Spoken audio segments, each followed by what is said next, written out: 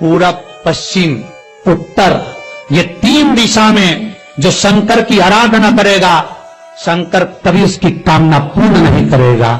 अब दिक्कत यह है कि कई लोग कहते हैं हम तो पूजन करते, भगवान नहीं सुनता, तो दिशा देख ले पहले कौन सी बैठी थी, इतने दिनों से किस दिशा में मुंह रखकर पानी चढ़ाया, वो बता हमको पहले। अगर शिवजी ने नहीं सुना आपका, तो क्यों नहीं सुना, कारण क्या है वो तो जानो पहले कि क्या कारण है।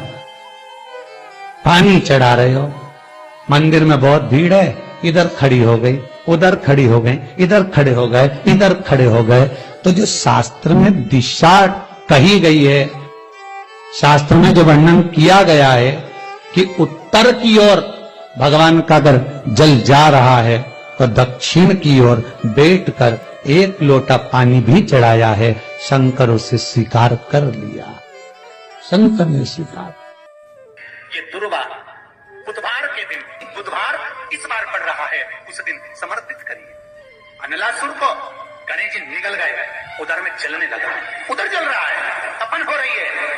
भगवान गणेश दौड़ कर आए भगवान शिव के पास। शंकर भगवान ने कश्यप ऋषि को देखा, कश्यप ऋषि गए और दुर्वा तोड़ कर लिया, दुर्वा लाकर गणेश जी को दी, गणेश जी ने दुर्वा चबाना चालू करी। अंदर जो अनलासुर था, भगवान शंकर की प्रसादी पाकर अनलासुर तृप्त हो गया, भगवान के पेट की जलन समाप्त हो गई।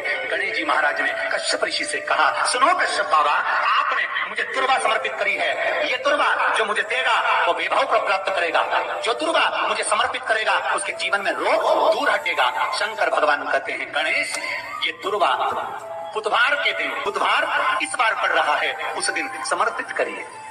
इस दुर्वा का अलग अलग महत्व है। कुएं के पास की सफेद दुर्वा, यदि 41 दुर्वा प्रत्येक बुधवार को गांठ लगाकर गणेश जी को समर्पित कर कर वापिस उठाकर उस दुर्वा को खाली पेट, आपके घर में भी गणेश जी होंगे, उनको समर्पित करो, खाली पेट इस दुर्वा को केवल चबा चबा कर खा लो और आधे घंटे बाद पानी को पी लो। बुधवार की बुधवार 5 बुधवार करना, गणेश जी को चढ़ाना, सफेद दुर्वा को गणेश जी को समर्पित कर कर चबा चबा कर खाना। उदर की प्रॉब्लम, जो भी मसा आदि की प्रॉब्लम होती है, उदर से जुड़ी हुई होती है, जिस चीज से जुड़ी होगी, पेट की जितनी प्रॉब्लम होगी आपको, जितनी भी प्रॉब्लम होगी वो सारी 5 बुधवार करना, 6ठे बुधवार को जरूरत ही नहीं पड़ेगी। जितनी भी प्रॉब्लम हो पेट से, जितने आस्था चैनल पर कथा सुन रहे हो, जितने फेसबुक और यूट्यूब पर सुन रहे हो, बहुत सावधानी से सुनना। 2 बार पशुपति व्रत कर लिए आपने, ये कर लिया आपने, प्रदोष कर लिया आपने, सोमवार कर लिया आपने, सारे अनुष्ठान कर लिए, बहुत सारे उपाय भी करे, तो अगर कोई 1 मुखी से लेकर 14 मुखी तक रुद्राक्ष है तो उसको तांबे के कलश में जल भरकर रुद्राक्ष को डाल दीजिए और 1 चम्मच से उस रुद्राक्ष को निकाल लीजिए, या कोई वस्त्र रखकर दूसरे पात्र में जल को छान लीजिए। उस जल को अपनी मनोकामना कर कर बेलपत्री के पेड़ के नीचे हाथ से सींचन कर दीजिए महाराज, हाथ से सींचन, और बेलपत्री के पेड़ के नीचे हाथ से सींचन कर कर हल्दी का स्वस्तिक बना लीजिए।